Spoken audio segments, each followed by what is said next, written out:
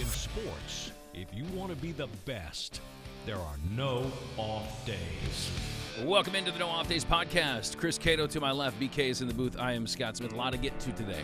We had a big story come down earlier today that involves the LIV and PGA Tour living harmoniously together. Shocking story. How in the world is this possible? We're going to dive into all of it, but I was trying to think through moments where, whether in movie or in TV or in real life, where sworn enemies became allies.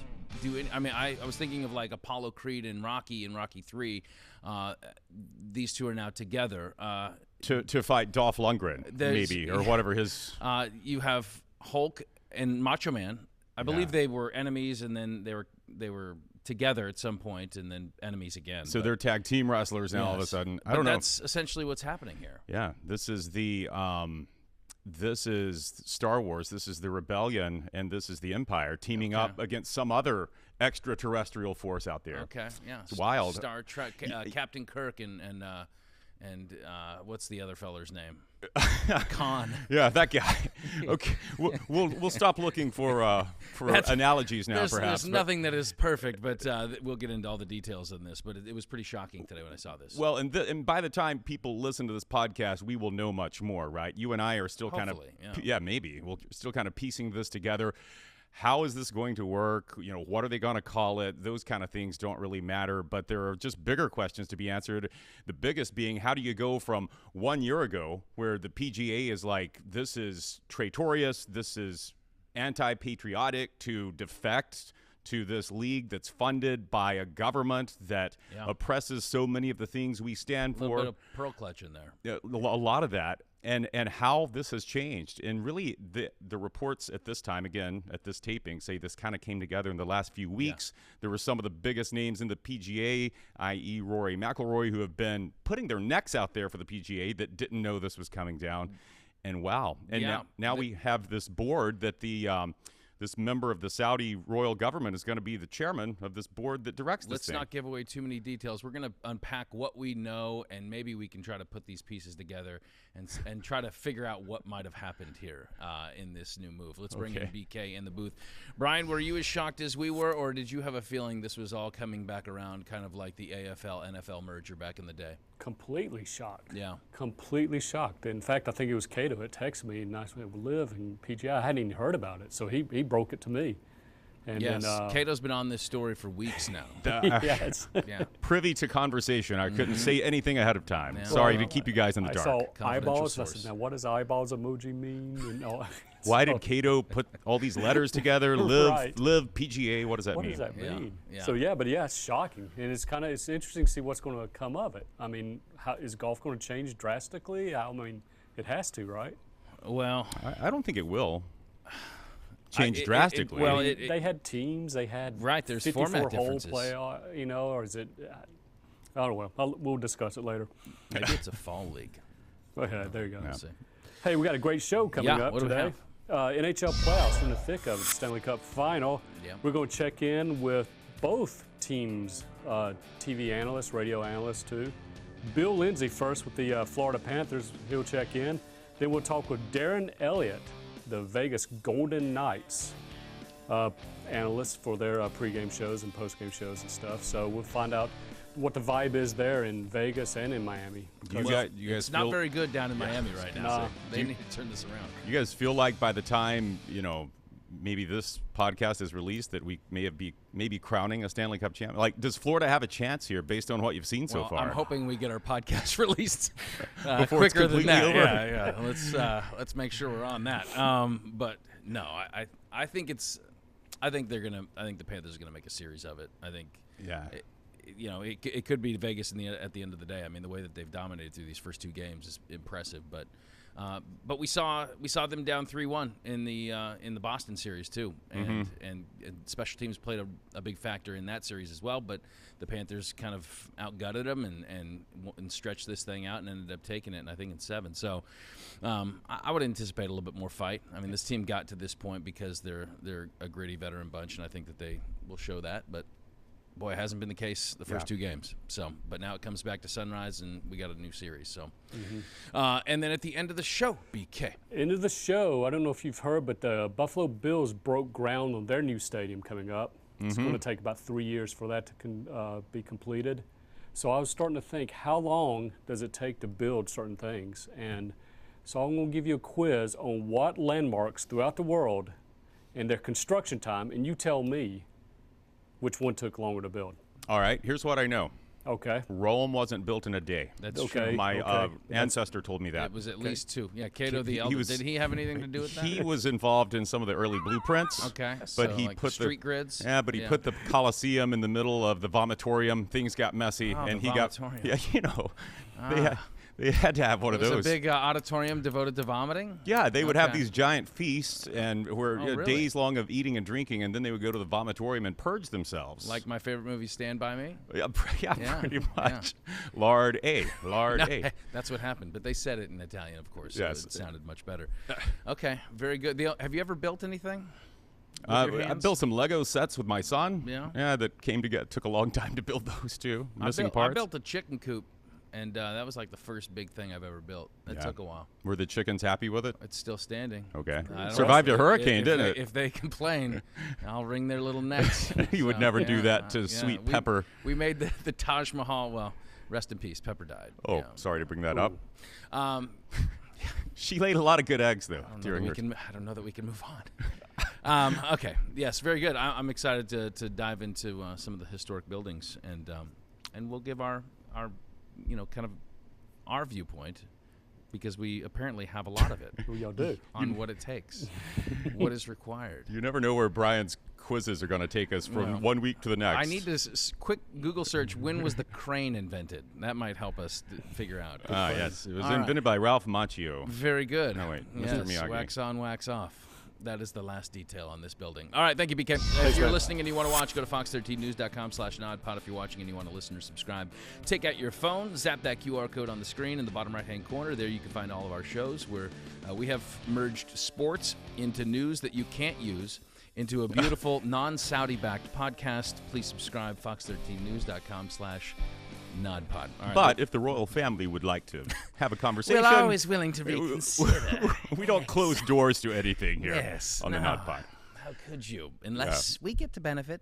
All right, so PGA and Live Tour, they come around together, and they have merged. They, despite all the outrage over Saudi-backed Live, they have now joined forces. So a bizarre twist, to say the least. I want to go through kind of what the articles, these early articles that are coming out on the details of this are saying, and then I want to figure out who is in control and why these things have taken place. Bro, yeah. Because it seems from the outset that the PGA, they didn't have to go to Live. They seem to be, they have the name, they have the ID, they have the majors, the power, the tradition. So why would they have to concede this? Why would they have to give in? So let's kind of get into this a little bit. Here are some of the details. The parties have signed an agreement that combines PIF, which is the investment which is the Saudi-backed portion of Live, which is like 90+% of the Live Golf.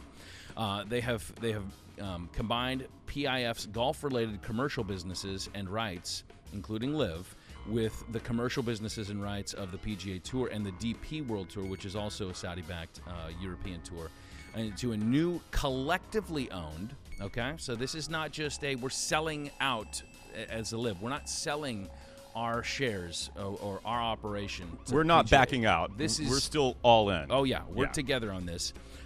A for-profit entity to ensure that all stakeholders benefit from a model that delivers maximum excitement and competition among the game's best players. All right, so PIF will make a capital investment into the new entity to facilitate its growth. So the money is coming from PIF. In fact, it says that they will be the exclusive investor into this new entity that does not have a name yet. I can't imagine that they would deviate from the PGA Tour, though. No, because that's the long-standing traditional. That would be crazy. But so they are the exclusive investor here, and on top of that, they also have the exclusive right to further invest.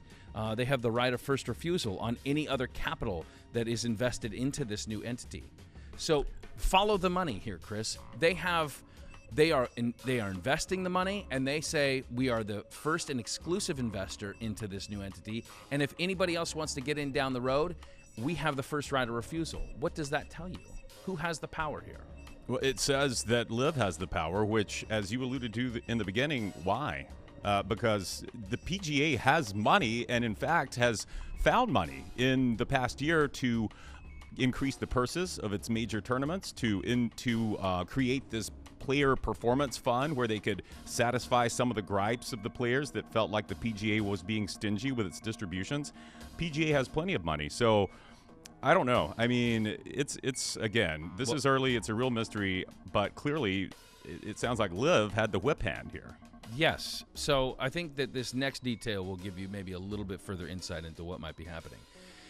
So they have mutually agreed to end all pending litigation between the participating parties. So there was an antitrust lawsuit that was brought by LIV golfers. Phil Mickelson was in that group, Bryson DeChambeau, accusing the PGA Tour of trying to threaten and coerce and, all these sponsors and agents and vendors to avoid LIV golfers.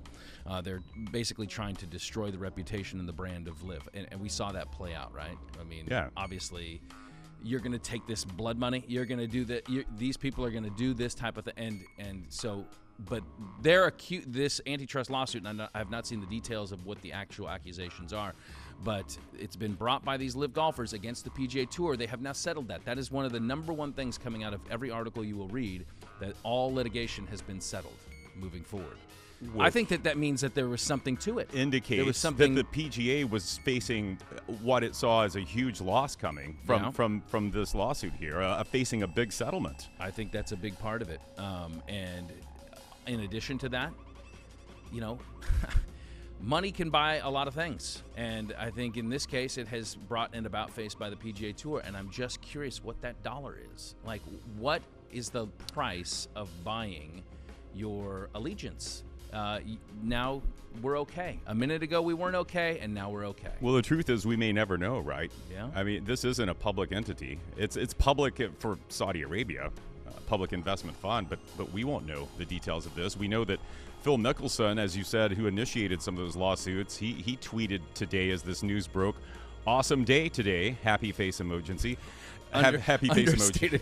Understated troll tweet of the year, probably. Yeah. I feel like they should name this new tour "Phil Was Right," because a lot of these gripes that he brought forth, and his reason for leaving the PGA and joining LIV, and he kind of broke the dam on that, right? He was the first big name to go, then Dustin Johnson and others. A lot of these things seem to be validated now, and you do wonder what this new format will look like. They say they're going to let this current season of the LIV Tour play out before they hash all this other stuff out. But one attraction of LIV is that you had 54 holes, LIV 54, the Roman numerals, so you didn't have to make a cut, which satisfied a lot of players that said, "Look, why do I have to show up, spend my own money to fly to these tournaments every week and not be guaranteed a paycheck?" So you wonder if this new, whatever it's called, the Phil Was Right League or whatever it is, that will be part of it, where you don't have cuts in some of these major tournaments. Yeah, well, I think that the format changes. We may see some of that. I would anticipate probably a few. You may have a few off events that are 54 holes, but I think for sure you're going to see larger purses. One of the things that they've said that they're going to find a way to that all the three organizations they're going to bring back in a fair and objective process all the players that can reapply for membership with the PGA Tour. So all is forgiven and forgotten at this point with the Brooks Koepkas and the Bryson DeChambeaus and the Phil Mickelsons of the world. So kumbaya yet again. So they're bringing those guys back in. I don't think to me this has never been about the format. Like, I think the players love the fact that, can you make my weekend shorter? Can we go 54 holes? Those are great. It's always about the money. Well, that's the main thing, is getting paid to, just like all other professional athletes have a contract where whether they get in the NBA game or, they step on the football field or not, they're getting paid. Yeah. And they're getting paid to put on a TV show, which is what the PGA has, benefited from all these years, these major tournaments where people are watching to see the big names. Well, the big names may not make the cut. So now they may have a format where all the big names are in the biggest tournaments because they're getting paid to show up. Yeah. This reminds me that when I saw this story, I immediately thought of that Vince McMahon gif where he's walking down that ramp, and I thought, that's Phil. Can somebody superimpose Phil Mickelson's face over that? Because I feel like there is going to have to be some type of apology to him. I want to know what Tiger Woods has to say. Yeah. Tiger Woods was one of the most vocal people adamantly against this. He, along with, remember, Freddie Couples called Phil Mickelson recently a nutbag, right. Because and Greg Norman has been dragged, by his old contemporaries. He's like the president of LIV, so he's like the face of the brand. But yeah, I mean, all these guys, and Brandel Chambly from the Golf Channel. I mean, he's been going at it with Phil, and now it's like, okay, now we're all under the same umbrella. Interesting how this has switched. And to go back to the structure of this new entity, whatever it's going to be called. So you touched on it earlier, but the PIF, so that investment group, their governor, his name is Yasir Al-Rumyan, he is going to join the PGA Tour Board policy board. The board of directors, as well as a new commercial entity, will include him as chairman. Yeah. And then Jay Monahan he will be the chief executive officer over this. So these two are like the two like powers of atop of this board of directors, this new board of this entity together. It seems to be equal parts shared, with a huge investment from PIF, and they're going to create this new thing, and it's just so bizarre. How does this happen? Like, can I read Monahan's quote here? I understand the criticism. For me, you take the information you have at the time and make decisions in the best interest. Things have changed. What changed? Your opinion about this Saudi money? Well, because now it's in his bank account. It has to be. Here's what you mentioned several people you would like to hear from Tiger Woods. I would like to hear what the PGA says to these 9/11 survivors group that they apparently coordinated with to protest at some of the first LIV events on American soil. What is the PGA telling them today? Yeah, well, I mean, then you get into the whole rabbit hole of, like, where is Saudi money across all sports, across all areas of influence? And we did a whole episode on this. That's not really the battle that I want to get into. I feel like there's probably a lot of stuff, right? And there's a lot of bad countries. My point is corrupt countries that are involved in a lot of right. sports. My point is that this validates what you said. Like, this was never the PGA's problem. Right. What was where the money was coming from. But I just never liked the fallacy, the thinness, the insincerity of using that as the reason for no. You saw it as a threat to your format, your dominance of this sport, your ability to control the purse strings of these players, and now in a year's time, you've had to come around. Well, there will be a PR machine that is working overtime to cast the narrative, whatever that's going to be coming out of this. And so I'm curious, because that's going to be the number one question. How, at one point, were you against this company based on some type of moral indignation about it being a Saudi-backed company, and now you are fully embracing it, so much so that you guys share positions of power with these people. The money is flowing in to your new entity because of them. Like, what have you learned? What has come to light? And that's where you're going to get the spin. You're going to get, you're going to hear exactly what that new narrative is going to be. It will be, well, now we feel like as co-partners, we can control how the revenue from this is used to better the world. To wash over some of the bad deeds. Jay Monahan is going to be involved in foreign policy in Saudi Arabia. Right. That will be part of it. Oh boy! Yeah. What a day! It's an interesting twist, and at the end of the day, like, regardless of whatever your opinion is, does this make golf, the game of golf, a bigger global brand and stronger? That is the last. That's the question they're going to want to hit on. Does the game of golf benefit? Do more people? Do we grow our brand based on this move? They're going to point back to that. They're going to want to skirt the other issues about how we got here, and they're going to say, but here's the vision looking forward. And that's the question for you. Is the game of golf better now? That is the reason some of the players that went to Live stood up and said, even though we all said, no, it's about the money, I think those two things can coexist. Yeah, it could be about getting a fat paycheck. But now I anticipate the PGA using that same, altruistic, we're going to better the game of golf around the world, which is the thing that, people chided the Live defectors for when they went over. I don't know, man. But there is going to be, as of this taping, there's going to be this players-only meeting today with the PGA in Toronto. So there'll be a lot to come out of that. I got to hear from Tiger. I got to know what he has to say about this. Moving on, a total change of direction here. You see Tom Brady went to Disney World with the kiddos? Yeah, I guess he really is never coming back to football. He's given over to the mouse. Well, that was Disney World, right? So it's Disney World, yeah. He's in the state, he still resides here, having fun at Disney. But I just couldn't help but think, how much different is Tom Brady's experience at Disney World than mine? Because I despise theme parks. I do not want to go. It doesn't interest me at all. We have taken the kids many times, and there is just very few moments of pleasure, and most of it is agony, and it drains my wallet, and it drains my patience, and I want to know what Brady's experience is like. What do you think Tom Brady's Disney World experience is? Number one, he's not worried about his wallet getting drained like we are. I mean, that four-fingered mouse of capitalism can just shove both hands in there and pull out all he needs. But those Brady kids have the biggest Mickey ears. The first thing we all wanted to know when we saw these pictures come out on social media of him screaming on the Tower of Terror is, did they wait in the 2-hour line like you and I would have done with our families? And now we know that that's not true. Magazine has come out with this piece of where they, the Brady, he and his kids apparently got one of these VIP guided tours that I guess the commoners like us could apply or spend money on. I don't know what they cost, but so empty your 401k. I imagine that they were guided around through the theme park. They went to all four Disney World resorts, because we've seen pictures. Here they are at the. I really want to do this one too. I haven't done this yet. Galaxy's Edge. I've still yet to experience. Is that the Star Wars? Yeah. One? Okay. I need to be one of Brady's kids. No. But they had Adopt me.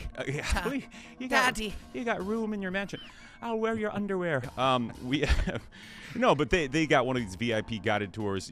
I guarantee you they didn't wait in any lines. Well, what's the average wait time for these big rides is what? At least 2 hours? At least 2 hours. Yeah. And in the Galaxy's Edge, you're talking, they give you, and now it may have changed since they have campsites in line, I believe. Well, they basically give you a come back 6 hours later at this time card. But you can go do whatever, and we'll hold your place in line. I don't know what that process is called, but brutal. Yeah, that's what that's called. If I could, I did the math here. If my theme park experience was not waiting in lines, so let's say the average ride is 4 minutes.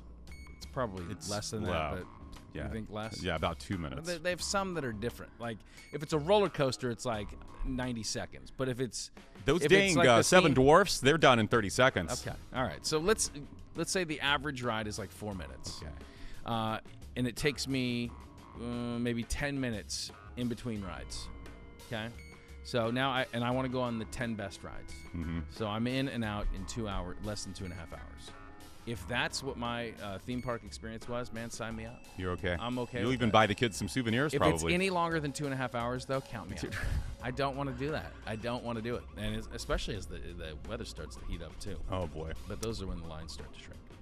All right. How about things that I do want to try? We're back into the competitive food eating discussion here. A gentleman, he is an MLE star, so that is Major League Eating. He's a star. James Webb.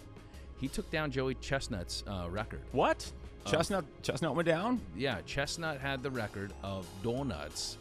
55 glazed donuts in 8 minutes was Joey's Jaws big record before.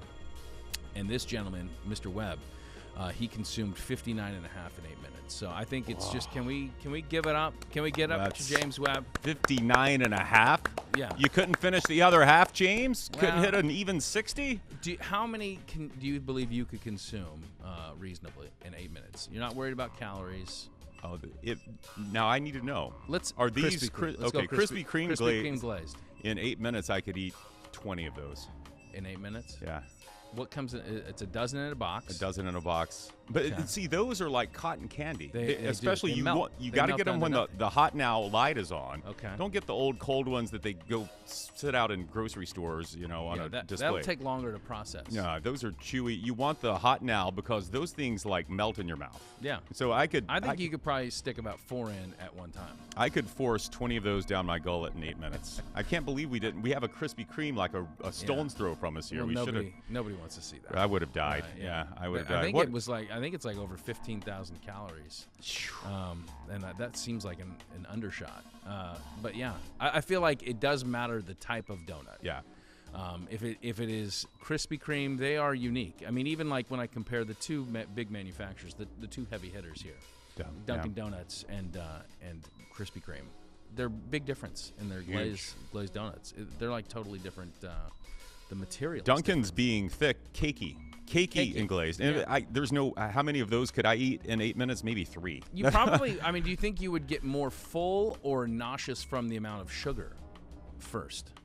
Probably nauseous from the amount.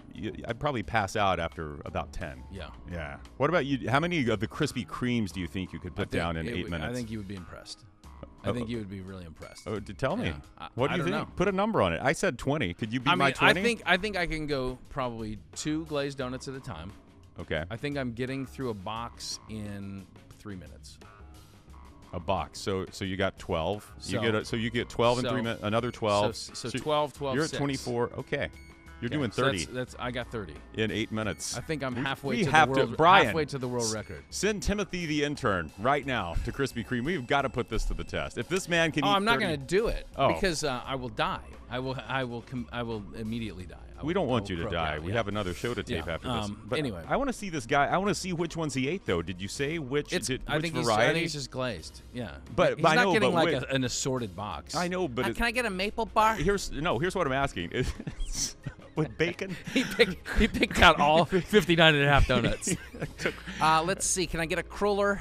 Let me get an old fashioned. Are you out of the apple fritters? I hate it when you run out. How many of these do you need? What I'm asking is, did he get the lighter Krispy Kreme type variety, or was he going glazed cakey? Do we know? Because that makes a difference. It does. That's what I'm saying. It does. And I don't know. Here's what all I have is the record, Chris. That's all I got. All right. I don't know who was the manufacturer. I told you to research this and watch all the videos. Did you know that there is this race? I'm looking for it now. North Carolina, Wilmington, I believe, being the home of Krispy Kreme. There's a Krispy Kreme 10K that one of my friends has run, where you run the first half of the race. Mm-hmm. You eat 6 Krispy Kreme, so after the first 5K, and then you bolt back to the finish, but your official time isn't official until you eat the other 6 Krispy Kreme. Okay. And I've known a couple of people who have done it, and the feeling is one of mixed great satisfaction and great illness. Yeah. All combined. What's the distance again? It's a 10K. Okay. All right. Yeah. Huh. Yeah. Krispy Kreme challenge. I'm sorry. Yeah. I feel like that's kind of a wash, though, because you're probably burning those calories as you go. So. 2,400 calories, 12 donuts, 5 miles, 1 hour. You have 1 hour to do it. Let's do it. Let's take a field trip. Yeah. Do you think we can be sponsored? We could. Live Saudi Fund? Yes. Call us. Well, can you imagine if Dunkin' and Krispy merged together? Oh. If they came together. Put their differences aside. I think so. Yes. But then you would hope that they go with the Krispy Kreme version of the glazed. Dunkin' probably has more money, so I think they're going to be the main fueler of the cash flow. Right. But I think Krispy Kreme might have the better recipe. I think they do. I'm biased, but yeah. Dunkin' has the better coffee. I'll give them that. Oh, I don't like their coffee. Yeah. No.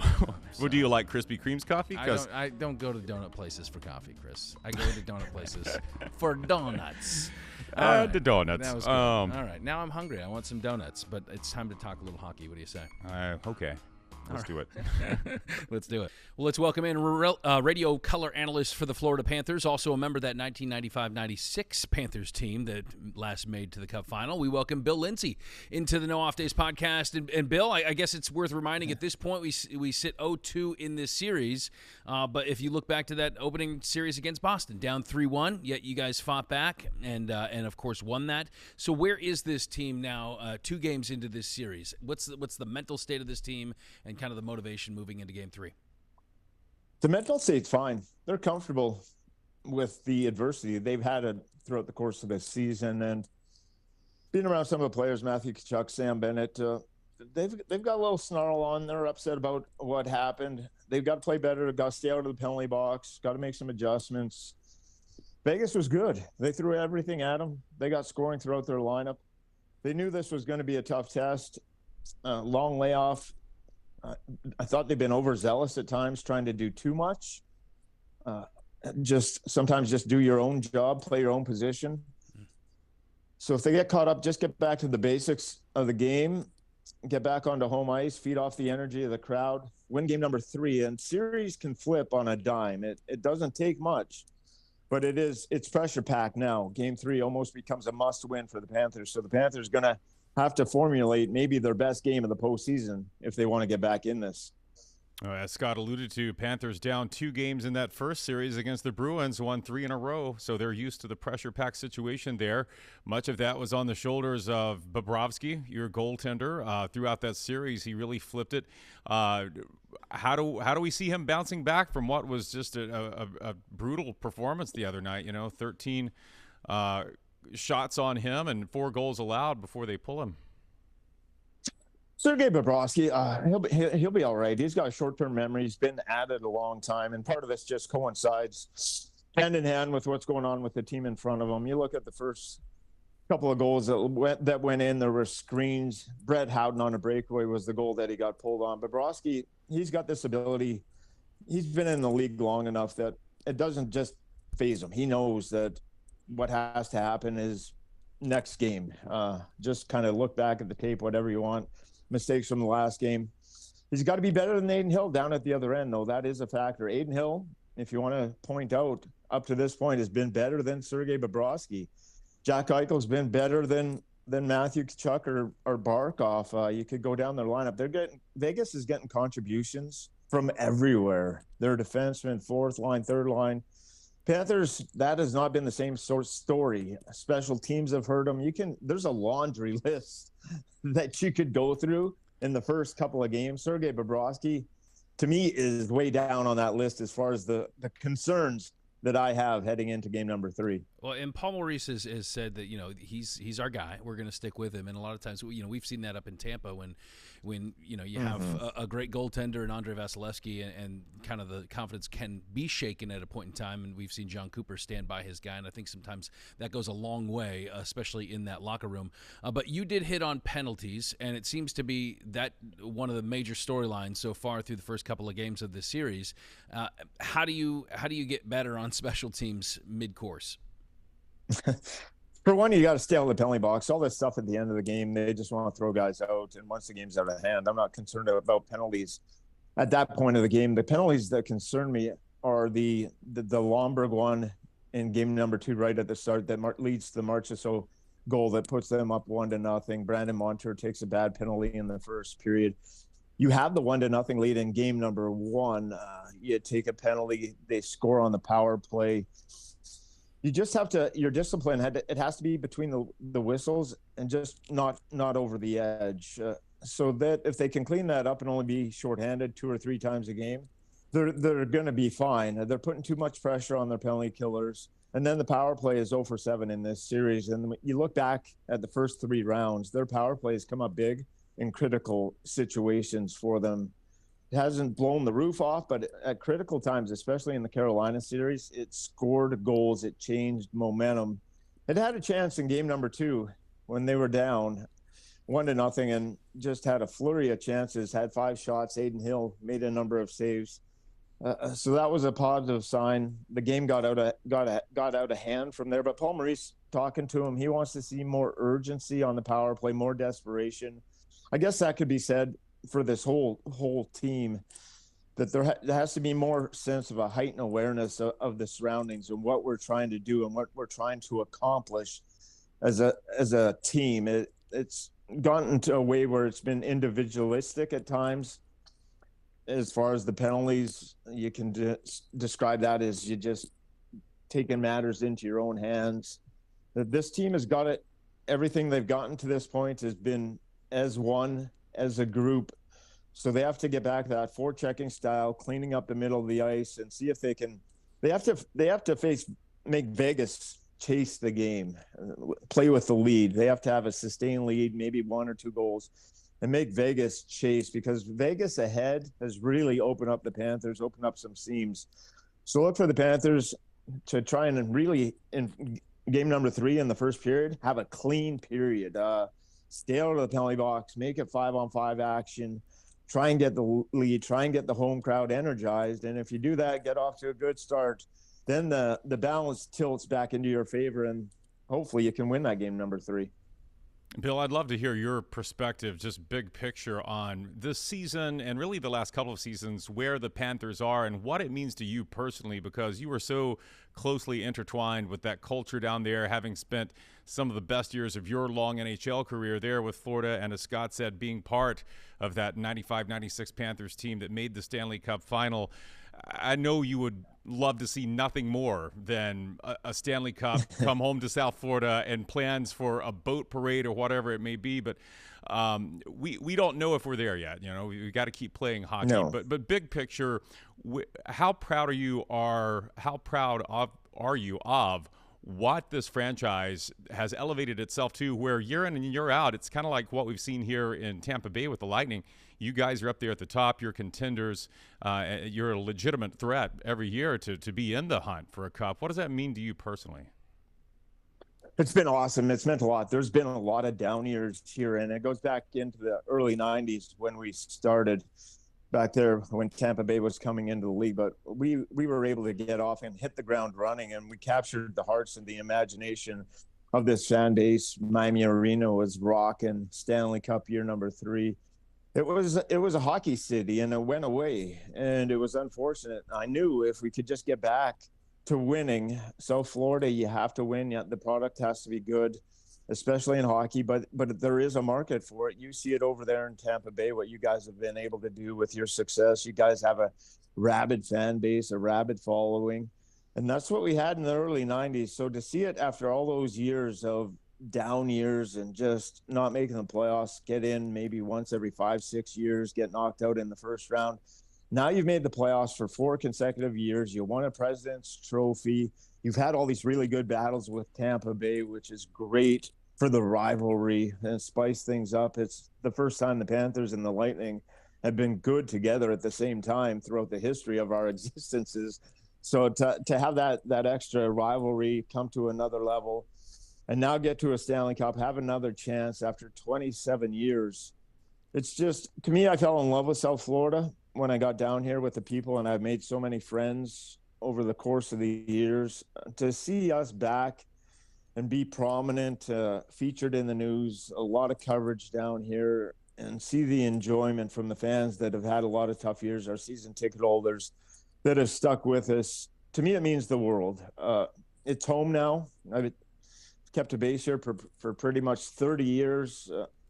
So I know a lot of the community. This community means a lot to me. So what this Panther group has done with Vinny Viola, the ownership, the commitment, and getting to a Stanley Cup again after 27 years, it is absolutely special for me. Well, Bill, you know, history is the best teacher, and when we look back to that 96 run, and of course you had the game-winning goal there in Game 5 that clinched the first ever series win for the Panthers. But then you advanced to the Stanley Cup Final, and you guys were swept in 4. But I wonder if you look back at that time and think, okay, there are some parallels, at least how the first 2 games have gone this year. Was there a point in that series where you feel like things could have turned and didn't? What can you take from your experience in the Cup Final run to apply to this year's team? Yeah, to my experience, we went to a Game 7, and it happened quickly. We had to fly straight to Denver, day off, and all of a sudden we started the Stanley Cup against a really good Colorado team. We're down 2-0 quickly. Tried to get back home, and you never feel that you're out of it. But the 2 games that we lost at home were 1-goal games. They were close, and the Game 4 was triple overtime. So you're never going to quit. You're never going to be out of it. It's a lifelong dream, and I would say that same thing to these players. They've got more talent than we had in 96. They've got a better group around them. They've already knocked off the historically great team in Boston. The Leafs were one of the best in the league. Carolina. Vegas has played their best hockey. They're they're not out of the realm for this Panther team to come back. And if they play their best and do things right, that they can get back into this series. But they know that these opportunities just don't come around too often. They're rare. And if you asked me or any player at the start of the season, said, okay, you're going to be in the Stanley Cup, but you're going to have to start down with a 2-game deficit, would you sign up for that right now at the start of the season? Every player in the league would say yes. Sure. Just get me in the Cup. Give me a chance. So that's sort of that's where your mindset has to be, is we got here. And if you told us at the start of the year that we would have to do it this way, we would take our odds and we would take our chances. So Panthers have climbed up over adversity. They're going to have to rise up again. This, to me, compared to 96, it's not as daunting. Colorado we had our lineup didn't have a ton of talent in it as far as natural goal scoring ability, and that kind of hurt us against Patrick Waugh. We just weren't able to score goals. But this team with Tkachuk, Barkov, Bennett, the defense core, they got the star net like we did. They've got a little bit more potential to come out of a 2-0 hole than we did in 1996, and we still had 1-goal games at home. We've seen it in the playoffs this year. We saw what happened with the New Jersey Devils. They actually got beat twice on home ice in that opening round against the New Jersey Rangers, pretty bad. And they bounced back in good form, beat the Rangers a couple of times on the road, and all of a sudden the series looked different, and the Devils ended up winning. You just have to take it one shift at a time and go from there. You can't worry about the past. You can't worry about the future. These are the cards that have been dealt to you at this very moment. How do you handle it? How do you perform from here on out is going to decide your fate. Well, and that's what separates the NHL playoffs, is that even being down 0-2, that is not insurmountable by any stretch. It always starts with one, turns this whole series around, and I know that Panther greats in the past, you included, are watching and hoping that in the near future that cup gets lifted down there in Sunrise. Bill, Lindsay, we appreciate your time. Thank you for giving us a little bit more insight into the Panthers' mindset as they get ready to continue this series down south. Yeah, thanks, Bill. Best of luck. Thank you so much for the time. Yeah, thank you so much. Chris, what do you say we flip it on the other side and get the other team's perspective now? For more on that, we bring in Senior VP of Hockey Programming and Facilities with, of course, the Vegas Knights. Also serves as a TV and radio analyst for the team. Darren Eliot joins the No Off Days podcast. Darren, thank you so much. Knights with a big Game 2 win, now up 2-0 in the series as we tape this interview. Pretty rare to see what the Knights did to the Panthers in Game 2, 7-2, kind of dismantling. What has been the biggest factor so far in this series through your eyes? They haven't gotten too far ahead of themselves. Veteran team, they had real good discipline when challenged. When there's been, the Panthers all season, one of the most penalized teams in the league, most penalized team in the playoffs. So your power play has to be timely and work. So that happened last night in Game 2. They took an undisciplined penalty right off the bat after they had a really good start, to be quite honest, and the Golden Knights scored, and then from there, they got a couple of timely saves themselves and scored again, and then kind of rolled from there. So discipline and timely scoring. They finished plays last night certainly. Discipline, timely scoring, and depth, too. And let's talk about what the Golden Knights have put together here. I mean, the production from all of the lines has been outstanding through the playoffs. You had, of the 18 players that have suited up in this series at this point as we tape this, 15 have scored in some capacity. Every player recorded a point in the series against the Stars. Did this depth, Darren, always exist? Was it this way throughout the season, or is this something that really coalesced just in time for this playoff run? No, it's been there all year. It's actually been a talking point for Bruce Cassidy coming over from the Boston Bruins right from training camp. He said he likes to roll 4 lines and 3 defense pairs because he says you don't have to worry about, if you're good enough, if they earn their ice time, you don't have to worry about matchups. So we'll see that more in Game 3 and Game 4. He'll start the 4th line like he did in Game 1 and Game 2. And he won't worry about the other team's top line being out there against his 4th line. The 4th line with Nick Waugh in the middle isn't really a fourth line, but that's what they call it, correct? But they've tried other things throughout the year where he wasn't the centerman. They put him on the wing on other lines, moved him up in the lineup because he can play up there. But when you have Carrier and Colasar on the wings with Nick Waugh in the middle, here's a guy that kills penalties and plays on the second power play, and he's your fourth line center. So yes, it's been a point of emphasis for the coaching staff, and the players have absolutely embraced it, because it has to be embraced at the top as well, guys, right? Like Jack Eichel and Mark Stone, they don't play 20 minutes, 22 minutes. They play 18. So your top guys have to embrace that team philosophy as well for the fourth line to have those opportunities. Then they have to make the most of it, and they sure have. I know the Tampa Bay Lightning fans here are keeping an eye on Jonathan Marchessault, and since he's left, that's kind of been the case. Yeah. And he stepped up big for you guys, certainly, and we've seen that here on display. As you touched on, Chris, you got 10 goal scorers in the 12 goals that have been scored already through the first 2 games, and, of course, Marchessault coming through a couple of times for you guys. But you touched on special teams. That has really been one of the big stories to this point in this series, to be able to do that to this team. And we see the feistiness on the ice, and how do you stay disciplined when the tempers are escalating? You talk about the hit that Jack Eichel took the other day. How do you do that? Do you expect the feistiness, the kind of controlling the ability to not have penalties that could change the dynamic here? I would imagine that's going to be the story moving forward. How do you keep that under control? It's a veteran team, like I said before. That has to come from the room. The coaches can emphasize it and talk about it, and they do. But you've got captains like from former teams like Pietrangelo, Alec Martinez, got 2 guys that have won Stanley Cups. They talk about winning hurts. It's okay to get hit hard in June. Those are the kinds of things they're talking about, the sacrifices needed to win a Stanley Cup. And I think that's, like I said, not getting too far ahead of yourself. It's like you can have the instant gratification of punching the guy in the face, or you can, take a number, wait your turn, and if it comes around, make sure you get what you need out of that situation at a later date, or just let it go and try to win the game instead. That Eichel hit, I'm telling you, it looked really bad on the ice, and when he was talking after the game, he was just, it seemed like it was no big deal, nothing, unfazed by it. Tough as nails. You could, that's one thing, right?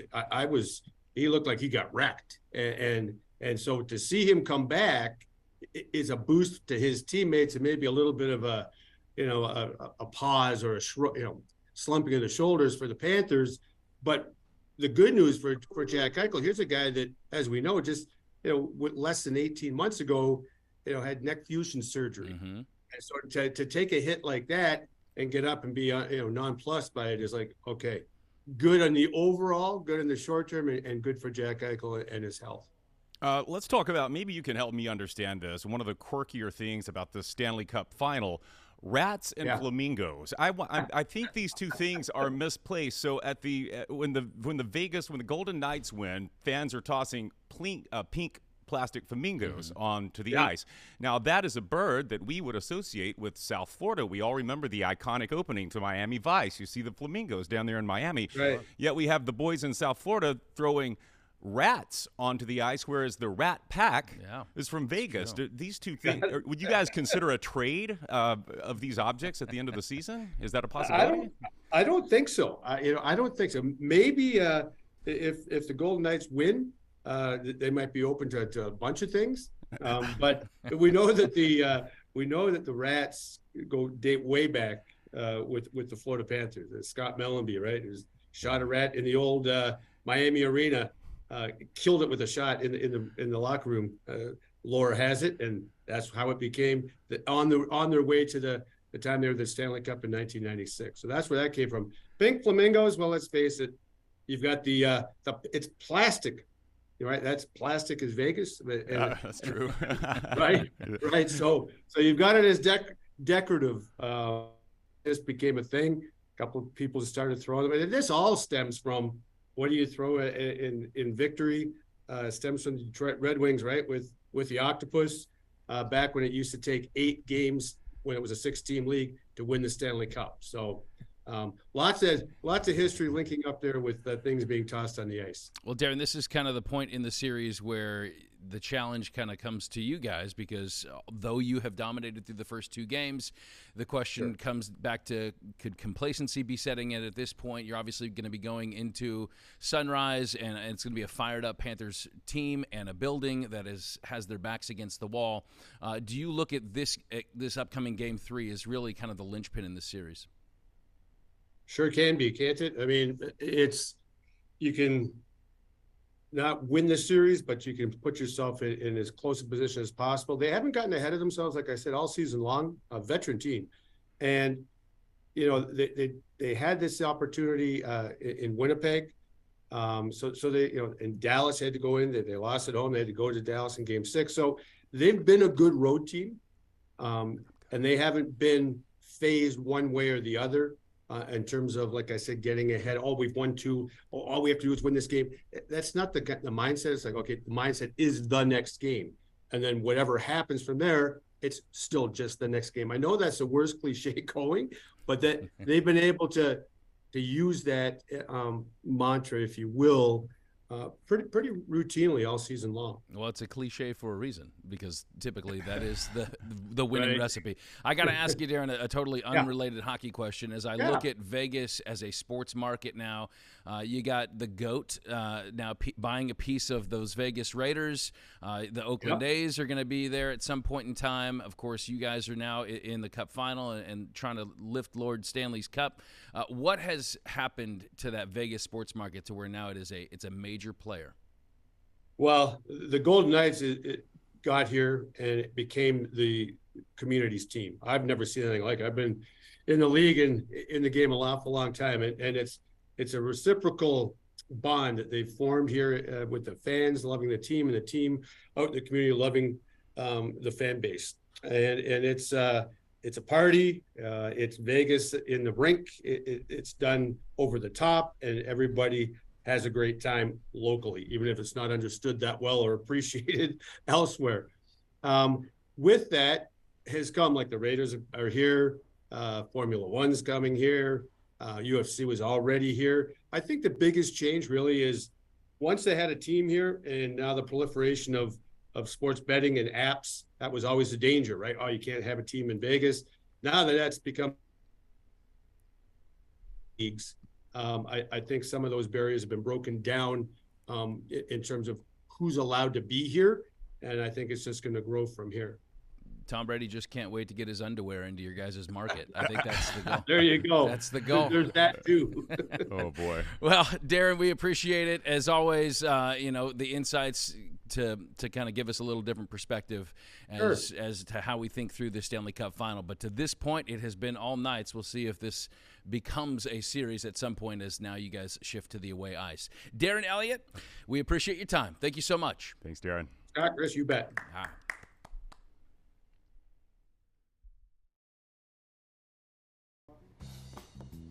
Well, we have gotten our fill of hockey and donuts at this point, but I don't think we've touched on construction enough. I felt like that was kind of the last cog in this wheel. So let's bring in BK. Let's discuss construction. Okay, as you teased off the top of the show, we are going to select which buildings took longer to build. Is that right? Yeah, we could do that, or you can pick which ones took less time to build. Okay. Well, you're the one doing. You're the host of this show. Let's do which ones take longer to build. Okay. Longer to build. Well, okay, you ready? Mm-hmm. First one, the Colosseum in Rome. Okay. And Taj Mahal. Which one took longer to build? Well, I think the Colosseum is older, I believe. And so the construction of that would probably, more rudimentary. Yeah. But of course, Taj is more detailed. I'm going to say the Colosseum took longer. I'm going to say, because it looks like they never finished the Colosseum. It's got a huge chunk missing out of it. What is building codes? Someone find my level. I'm going to say Taj Mahal took longer because of its ornate decor. Wow. The Taj Mahal took longer. Took 20 years. Colosseum only took 7 years. Well, 7 or 8 years. 7 or 8. 7 or 8 is what they said. Okay. But it's Really? 8 years to finish that. That's insane. I mean, I've been to the Coliseum, and it is impressive. It is very large, and there are giant stones. Right. Yeah. So and plus, there's many levels and floors okay. and stuff All like right. that. Well, I guess it makes sense. Yeah, I guess I was so. trying to go counter. All right. All right. Next one. Here we go. How about the Great Pyramid of Giza Oh. and Notre Dame Cathedral? Which one of those took the longest time Now- to build? Well, aliens helped on the left. Okay. That's a podcast you've been listening to. Theories of the third kind strikes again. Let's see. Which one took longer? I'm gonna say the cathedral. These like medieval church buildings, they took lifetimes to build, and so.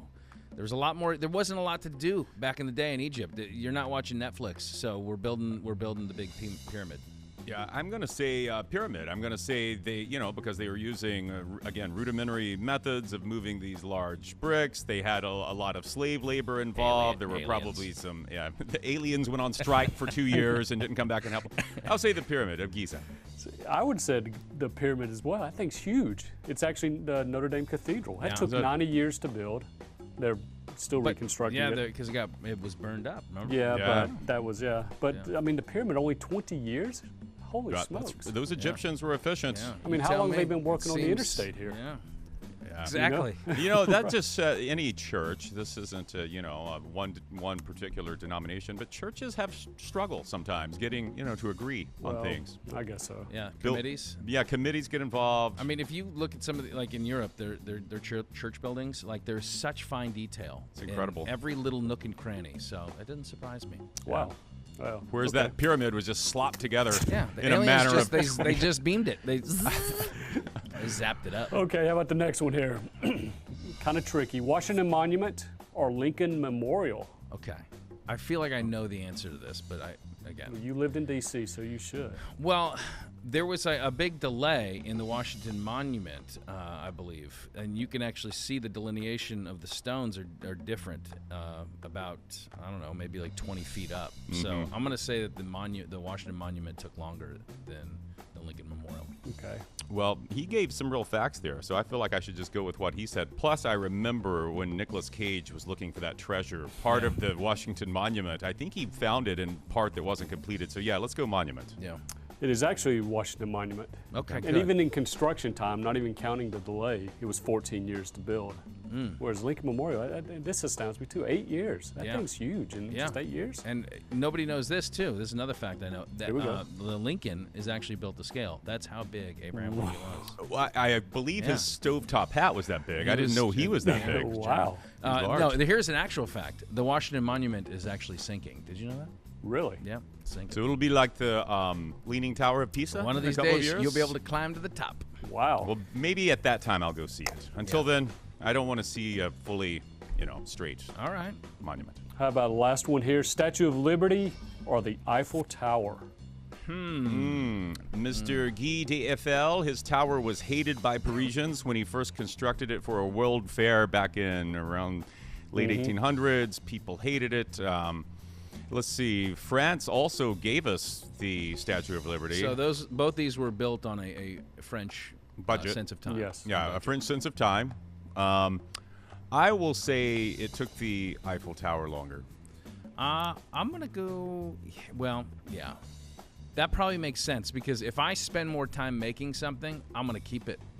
If I spend a lot of time on something, I'm not going to give it away, especially to a country I barely know. Yeah, they just... Like, you're just a brand new fledgling country. Like, this took us, it didn't take us that long. They have a mold somewhere and printed out like 46 of these. Yeah, this was like... They were going to give it to every country. This was one of the factory seconds, I believe. Yeah. So I'm going to go Eiffel, Well, the Statue of Liberty it's a sculpture that he made, and then he had 22 months. So 22 months for the Eiffel Tower. Can you believe that? What? 22 months. Less than 2 years. Less than 2 years. And people go up there? Yes. Man, that's like a shanty. It's like with these convenience store, strip mall fairs that you see. Made out of toothpicks. I thought it was... Well, no wonder the French people thought it was... terrible. Yeah. You put this together in 22 months? You took it 12 months. You give the Americans that now we're Italian again, but you give them the thing you spent a decade on. Now that we've offended all of the great monuments of the world and some great countries. Oh, we got a couple of them right. Yeah, y'all did good. 22 months, huh? Yeah, it surprised me. Yeah. That would take less time than to build the new Rays stadium. Whatever that's going to be. Oh, I think it took less time to build our beautiful Sky Tower radar tower that we have outside here. It's a fair equivalent. That's an Eiffel Tower and Sky Tower. National treasure as well. It's probably gold hidden in there somewhere. Yes. Need to go explore it. That was fun. All right. Thanks, very guys. good. Thanks, BK. Appreciate it. If you want to watch our full-length podcast, head to fox13news.com/nodpod. Hit that QR code on the screen. We also have social medias. Follow us there.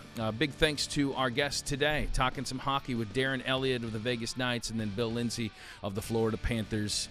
And I think it's going to be an exciting finish. I don't think it's. I'm saying no sweep.